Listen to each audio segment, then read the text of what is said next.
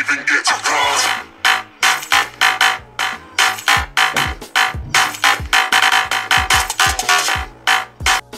Bien le bonjour à toutes et à tous, j'espère que vous allez bien.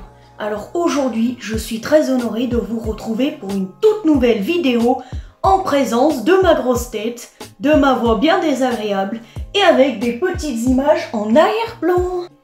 Bref, ne commençons pas à nous dissiper et concentrons-nous sur le sujet. Aujourd'hui, je suis en manque d'inspiration totale afin de réaliser des vidéos sur l'autisme. Donc je pense que c'est assez bien de vous réaliser une petite lecture en vidéo avec le chapitre 14 du livre « Comprendre l'autisme pour les nuls » et vous avez juste à vous concentrer sur le son désagréable et médiocre de ma voix monotone avec un accent dauphinois et vous allez vous coucher moins bête ce soir. Comprendre l'autisme pour les nuls. Alors personne n'est nul évidemment, il y a des personnes qui n'ont pas suffisamment de connaissances requises sur l'autisme et il y en a d'autres qui en ont un petit peu plus. D'ailleurs, moi je suis une personne concernée par les troubles du spectre autistique, donc enchantée et bienvenue sur ma vidéo. Voilà, si vous avez des questions, n'hésitez guère, je suis là pour y répondre en toute bienveillance, avec joie et avec ma grande et sincère spontanéité. Donc je précise que c'est un livre qui est tout à fait adapté à tout budget, même pour les personnes qui sont dans la paupérisation, donc n'hésitez pas à l'acheter. Moi je l'ai acheté car c'est un livre qui est adapté par mon idole, Joseph Chovanec. Joseph Chovanec c'est également une personne avec des troubles du spectre autistique. Et non, il n'est pas autiste Asperger, car je vous ferai remarquer qu'on ne dit plus Asperger, haut niveau, Kanner, etc. On parle juste de TSA, trouble du spectre autistique. Et voilà, moi j'ai été diagnostiqué autiste de haut niveau. Non, je ne crois pas. J'ai un TSA, point barre. Alors il y aura deux parties avec cette vidéo, car je ne vais pas pouvoir lire le chapitre en entier qui est assez long. Donc aujourd'hui, nous allons parler du chapitre 14, pour les adultes avec autisme, bien vivre après l'école. Car oui, quand nous sommes enfants autistes, on devient adulte autiste. On est autiste, on meurt autiste. Pour les adultes avec autisme, bien vivre après l'école. Dans ce chapitre, nous allons apprendre 4 choses importantes. Faire la transition de la dépendance à l'interdépendance, trouver le cadre d'enseignement supérieur adapté à vos besoins, trouver des opportunités d'emploi appropriées et enfin, devenir partie prenante de votre environnement social. Donc c'est un livre qui est assez compliqué avec certains termes, on va dire des termes qui sont, je dirais, médicalisés. Donc si vous avez des questions, n'hésitez pas à me les écrire dans les commentaires. J'ai déjà lu ce livre, mais je ne le connais pas autant pour par cœur. Je l'ai eu quand j'avais environ 13 ans. Je venais d'être diagnostiquée autiste environ, parce que j'ai été diagnostiquée tardivement vers 12 ans. Mais par exemple, mon idole, il a été diagnostiqué bien plus tard. Il me semble que c'est à 22 ans. Bref. Ah, c'est bien pour ça que je fais de la sensibilisation sur l'autisme. C'est important. Nous sommes trop méconnus. Ah, c'est un cauchemar. Et c'est pas avec une journée par an, le 2 avril, que les choses vont changer. Alors, je m'installe. D'ailleurs, si vous entendez des bruits de paix, ce n'est absolument pas moi. Hein. It's not me. C'est juste mon siège. Je sais pas ce qu'il a. Je suis montée dessus et je suis lourde parce que le placard il fait 3 mètres de haut. Alors, allez chercher vos affaires en haut quand vous faites 1,59 m et des poussières. Hein. Voilà, bref, trêve de bavardage, c'est parti pour lire. La vie après la sortie de l'école comporte nombre d'opportunités et de défis, tant pour les personnes sur le spectre de l'autisme que pour les autres. Vous devez gérer votre vie en prenant d'importantes décisions telles que trouver un emploi, poursuivre vos études, choisir un mode de vie et vous impliquer dans son environnement social. Prendre des décisions importantes pour représenter un défi particulier pour les personnes sur le spectre de l'autisme. Souvent, une personne avec autisme a besoin d'aide dans un ou plusieurs de ces domaines. Dans ce chapitre, nous nous adressons à vous, adultes débrouillards avec autisme, qui cherchez à vous frayer un chemin dans la vie. Nous examinons la façon dont vous pouvez gérer à votre manière toutes les décisions et les facteurs futurs de stress qui se présentent inévitablement à vous. Qui se présenteront. Oula, les lunettes, faut déjà les régler ou quoi? Nous vous donnons des indices pour savoir quand et où vous pourrez vous former encore. Nous vous donnons des conseils pour trouver un mode de vie adapté et nous vous aidons à choisir le moment et la façon de vous impliquer dans votre environnement social. Enfin, si vous êtes parent d'une personne sur le spectre de l'autisme, vous savez que votre travail auprès du jeune ne s'arrête pas quand il a atteint le seuil des 18 ans, qu'il soit autiste ou non. Tout au long de votre vie, vous serez concerné et impliqué dans les nombreux choix et les décisions qu'il prendra. Si votre enfant est concerné par l'autisme, votre niveau de participation pourra être renforcé. Ce chapitre est là pour vous conseiller quant à la bonne manière d'aider votre enfant à réussir dans la vie après le secondaire. Nous dédions des sections distinctes aux accompagnants pour que vous aidiez votre enfant à vivre au mieux sa vie d'adulte. Les enfants autistes dits de bas niveau peuvent avoir moins de possibilités que d'autres enfants autistes après l'école. Ces enfants peuvent se fixer des objectifs tels que trouver un emploi. Cet emploi peut révéler du secteur adapté. Cependant, toutes les personnes sur le spectre de l'autisme devraient essayer de maximiser leurs capacités indépendamment de leur profil. C'était une petite intro, nous allons entrer dans le bref du sujet. Découvrir comment vivre de manière indépendante. La majorité des lycéens veulent la même chose, l'indépendance. Ils atteignent cet objectif en quittant le domicile parental, en trouvant un emploi ou en allant à l'université. Cependant, personne n'est véritablement indépendant et une personne sur le spectre de l'autisme peut même ne jamais s'en approcher. Une vie interdépendante plutôt qu'indépendante est un objectif plus approprié, car la plupart des gens dépendent des autres pour s'en sortir. Par exemple, un conjoint peut dépendre de sa partenaire pour garder la maison propre ou pour prendre soin de payer les factures, tandis que de ce côté, il cuisine et prend soin du linge. Comme ma mère et mes enfants. Oh merde, j'ai pas d'enfants. Même une personne sur une île déserte dépend de la météo, des plantes et des autres animaux pour survivre. La clé du succès, et ceci est particulièrement important pour quelqu'un sur le spectre de l'autisme, est de trouver des modalités appropriées d'interdépendance. Là, pour l'autisme, on ne parle pas de vraie dépendance mais d'interdépendance. Le mot est totalement différent. Gérer votre vie quotidienne. Vivre de manière interdépendante commence par les compétences de la vie quotidienne comme celles qui suivent. Gardez votre lieu de vie propre. Nettoyer et organiser votre lieu de vie est nécessaire pour le rendre présentable à des amis et des membres de la famille qui peuvent vous rendre visite, mais peut aussi vous faire économiser beaucoup de temps lorsque vous avez besoin de trouver quelque chose d'important.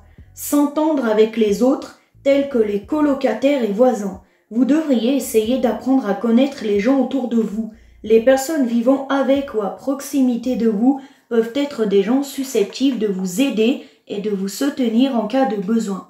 Se quereller avec les voisins et les colocatrices peut être stressant et pénible tant pour vous que pour les gens contre lesquels vous êtes en colère.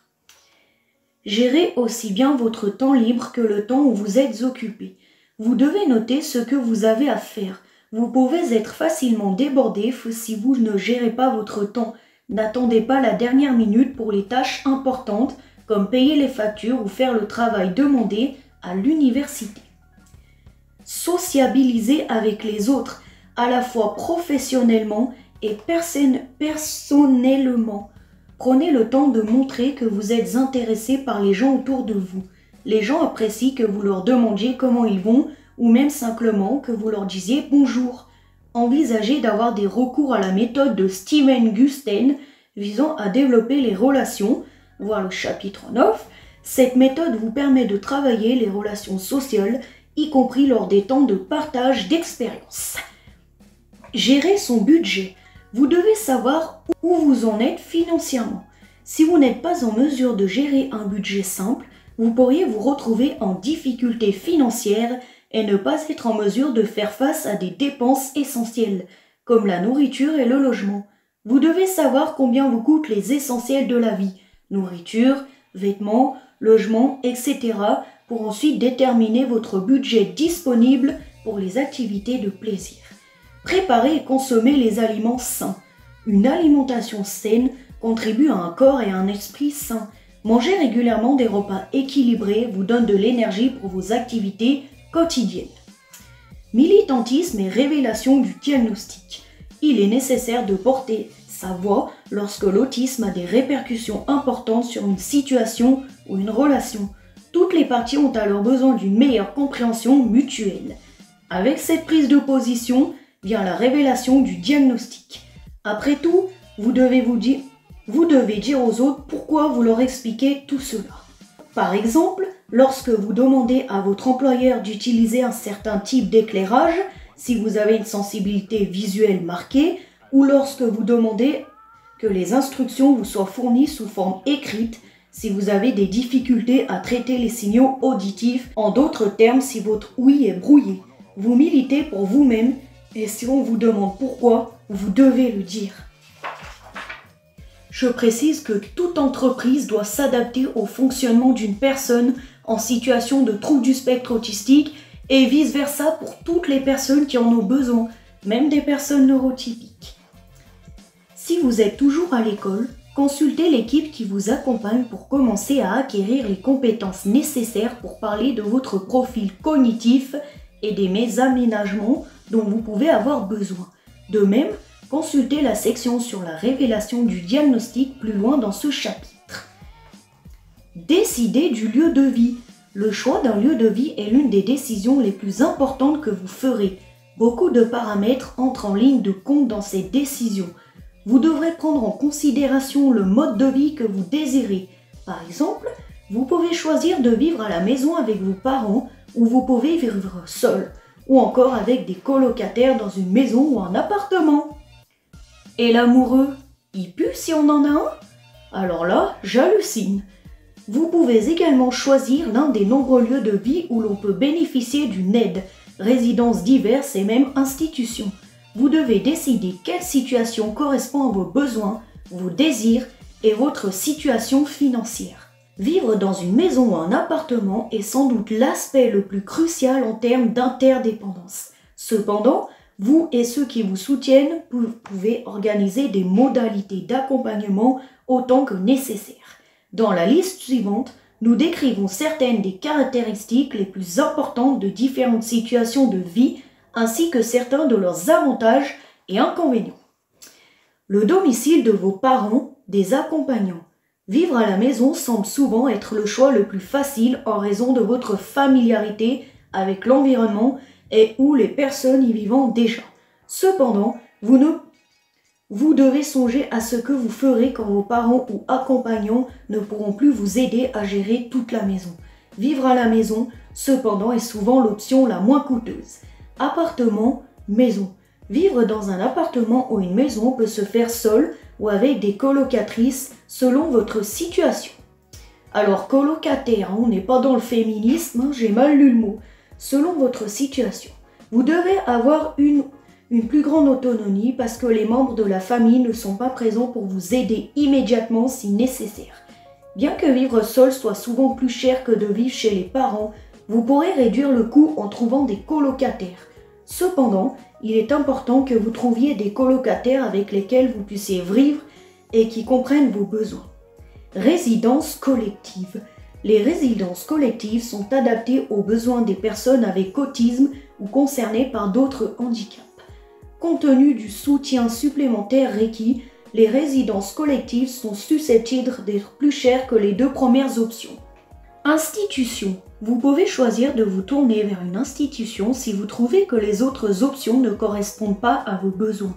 Bien que parfois les institutions soient perçues comme un dernier recours, elles peuvent être une solution pour vous aider. Alors on dit institution, mais j'aime pas tellement ce mot. Alors, pour les accompagnants, préparez la personne à la réussite dès le premier jour. Il n'est jamais trop tôt pour commencer à préparer votre enfant à une vie aussi interdépendante que possible, pour que votre enfant ait les compétences requises pour la vie ordinaire et le préparer à une vie interdépendante. Vous pouvez suivre les suggestions suivantes. Alors là, c'est pareil que précédemment, on vous donne des conseils. Propreté. Même les jeunes enfants peuvent contribuer à maintenir leur chambre et les aires communes de votre maison propre. Pour une personne ayant le syndrome d'Asperger qui ne peut tout simplement pas garder sa chambre propre, vous pouvez au moins inciter pour qu'elle contribue à la propreté de la maison en général. Les enfants de la partie autre du spectre peuvent commencer à acquérir les compétences nécessaires pour garder leur espace de vie propre une fois qu'ils comprennent ce qui est sale par rapport à ce qui est propre. Parce que pour certaines personnes autistes, ce genre de choses peut être vraiment difficile. S'entendre avec les autres. Il faut favoriser chez les enfants à fort potentiel les attitudes verbales pour interagir avec les autres dès qu'ils deviennent capables de s'exprimer de manière sensée. Des outils tels que les histoires sociales, les power cards et d'autres techniques peuvent être très utiles pour apprendre aux personnes Asperger à vivre avec plus de succès. Gérer le temps. Vous devez apprendre à votre enfant à se rendre compte du temps qu'il met pour effectuer une tâche. Dès que les enfants de la partie haute du spectre de l'autisme savent dire l'heure, vous pouvez commencer à discuter avec eux de l'importance d'être à l'heure et de savoir combien de temps ils ont passé à telle ou telle tâche. Gérer l'argent.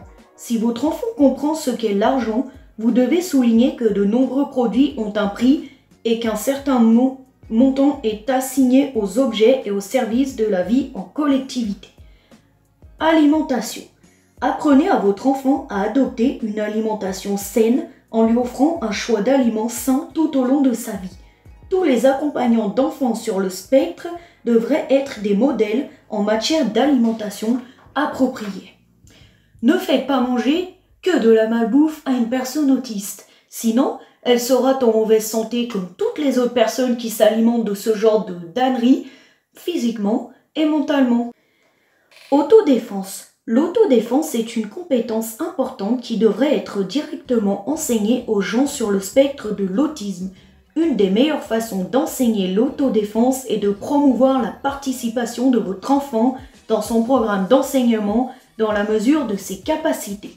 Même si votre enfant n'est pas en mesure de vivre de manière aussi interdépendante que vous l'avez peut-être espéré, vous pouvez continuer à travailler les compétences fondamentales de la vie, telles que la propreté et la sociabilisation pour faciliter la vie à la maison. Eric qui tousse. Sortir du secondaire, aller vers l'enseignement supérieur. On désigne par enseignement supérieur l'éducation après le secondaire, collège, lycée. Pour les personnes avec ou sans autisme, l'enseignement supérieur peut être synonyme d'enseignement professionnel, de grandes écoles de BTS ou d'université. On peut choisir de poursuivre les études supérieures en assistant physiquement aux cours, en les suivant par correspondance ou à distance depuis son domicile. Vous, personne avec autisme, disposant de nombreuses capacités, avez la même palette de choix que les autres personnes. Tout comme pour les adultes neurotypiques envisageant d'intégrer l'enseignement supérieur, il faut que le projet en question réponde à vos besoins.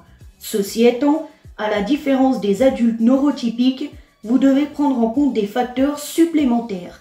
Dans cette section, nous abordons ces considérations pour vous aider à préparer la route qui vous attend à la sortie du lycée. Évaluez vos options éducatives. Lorsque vous choisissez le bon endroit pour continuer votre parcours éducatif, vous devez prendre en considération les caractéristiques, les avantages et les inconvénients des diverses autres options disponibles pour vous. Le but est de choisir l'option qui vous convient le mieux au lieu d'être focalisé sur le type des établissements d'enseignement. Vous devez tenir compte de vos objectifs et déterminer le cadre éducatif pouvant vous aider à atteindre ces objectifs. Si vous voulez devenir charpentier, par exemple, il fait sens de suivre une formation professionnelle qui se concentre sur la menuiserie au lieu d'essayer d'obtenir le baccalauréat suivant de 4 ou 5 années d'université avant de commencer une formation de menuiserie. Choisir entre formation présentielle et à distance. Avec l'arrivée des nouvelles technologies, les cours peuvent désormais se dérouler en présence physique des étudiants, ce qui est la méthode la plus traditionnelle, mais également par correspondance ou à distance. L'enseignement est dit présentiel lorsqu'un enseignant, animateur ou tuteur fournit des instructions pour les apprenants dans le cadre d'un groupe. L'apprentissage à distance consiste à ce que l'élève et l'enseignant soient séparés géographiquement. L'apprentissage et l'élévation ont un lieu à distance, le plus souvent sur Internet. L'enseignant peut mettre les cours et les devoirs à faire sur un site web, les étudiants pouvant envoyer leurs travaux par email, par exemple. Alors, prenons mon cas parce que je suis autiste. Personnellement, je ne pourrais pas travailler toute seule chez moi. Non, parfois j'ai besoin de reformulation, d'explications et ce serait trop perturbant pour moi de rester à l'écart chez moi. En tant qu'adulte vivant avec autisme, vous devez peser les avantages et les inconvénients de chaque type d'apprentissage afin de décider quelles sont les méthodes qui correspondent le mieux à vos besoins et objectifs. Les sections suivantes vous aident à organiser votre réflexion. Avantages et inconvénients de l'apprentissage présentiel. Si vous êtes à la recherche d'une formation présentielle, vous devriez consulter le conseiller d'orientation de votre école pour discuter de comment s'y prendre pour postuler à de telles formations. Le processus d'inscription pour quelqu'un sur le spectre devrait généralement être le même que pour les personnes neurotypiques. Parmi les avantages de l'enseignement présentiel pour les personnes avec autisme, on peut citer interaction directe avec le formateur et les autres étudiants, ce qui peut aider à rester motivé, un emploi du temps fixé, ce qui profite aux personnes autistes qui aiment s'en tenir à des routines, accès facile aux ressources que propose l'établissement d'enseignement, opportunités sociales pour participer à des groupes d'études et se faire des amis. La nature structurée de l'enseignement présentiel rend souvent plus facile aux personnes autistes l'interaction avec les autres car tout le monde est présent avec un objectif commun. L'enseignement présentiel n'a toutefois pas que des avantages. En voici quelques-uns de ses défauts pour une personne autiste. Intéressant. Exigence de transport. Les déplacements peuvent être particulièrement difficiles si vous n'avez pas le permis de conduire, si vous n'avez pas accès à des transports en commun ou des amis prêts à vous aider. J'ai sauté une page ou quoi? Exigence de transport. Les déplacements peuvent être particulièrement difficiles si vous n'avez pas le permis de conduire, ni accès à des transports en commun ou des amis prêts à vous aider. Vous pourriez être en mesure d'éviter cet inconvénient si vous y songez à l'avance. Assurez-vous que l'établissement de votre choix dispose des moyens de transport pour vous y rendre. Vous pouvez ensuite inclure la qualité des moyens de transport dans votre processus de sélection des établissements. Respectez un planning établi. Habituellement, des horaires prévisibles sont agréables pour les personnes avec autisme. Toutefois, ce système exige que vous soyez disponible pendant des heures de cours et ce dans la durée. Demandez à voir les horaires de cours avant d'opter pour une école.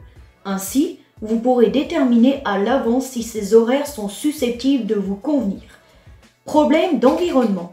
Certains élèves autistes peuvent éprouver une agression sensorielle du fait de l'éclairage, du bruit et de la proximité d'autres étudiants, ce qui peut menacer leur réussite. Prenez le temps de visiter les salles et bâtiments de votre école avant de vous inscrire. Voyez si le cadre vous paraît en phase avec votre capacité à apprendre. Ainsi, vous pourrez évaluer comment seront les choses quand vous serez dans la même classe que les autres élèves. Personnellement, je suis scolarisée dans un lycée où tout est normal. Bref, pas un lycée d'autistes, ça n'existait pas. Et à certains moments, j'ai besoin d'aménagement. Par exemple, pour ne pas être perturbé sensoriellement par le bruit des autres camarades quand nous sommes en contrôle, c'est bien quand les profs me disent « Audrey, allez vous isoler dans une autre salle. » Ah mon Dieu, je les remercie tellement. Ah, j'adore ces professeurs-là.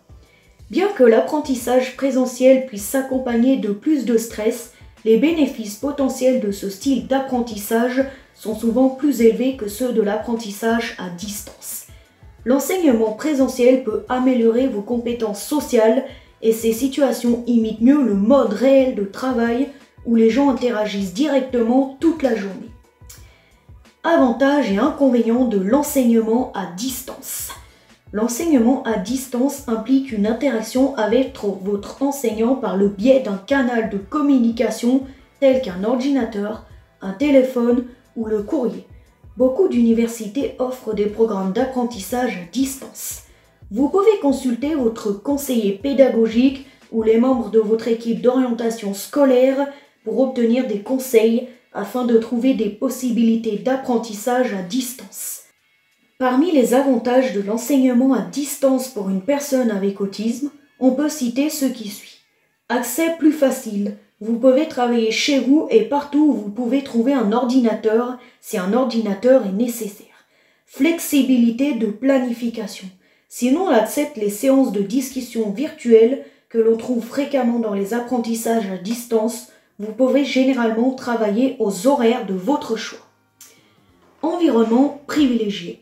Parce que vous êtes dans un environnement familier, probablement votre maison, vous ne devriez pas avoir de problèmes sensoriels majeurs.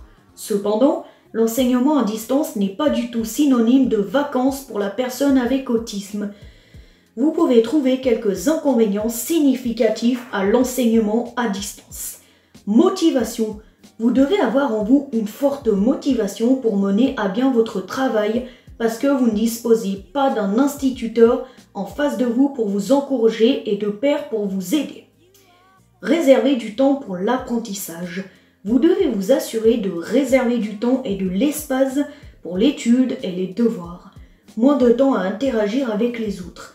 L'apprentissage à distance ne vous expose pas à l'interaction sociale quotidienne.